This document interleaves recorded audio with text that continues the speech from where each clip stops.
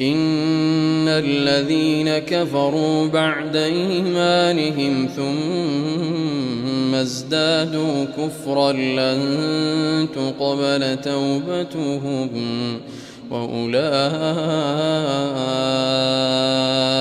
هم الضالون.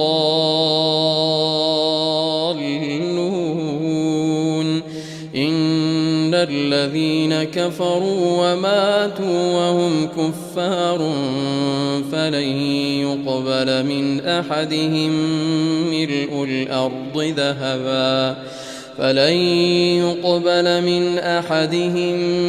ملء الأرض ذهبا ولو افتدأ به.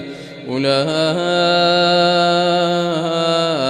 لهم عذاب أليم وما لهم من ناصرين.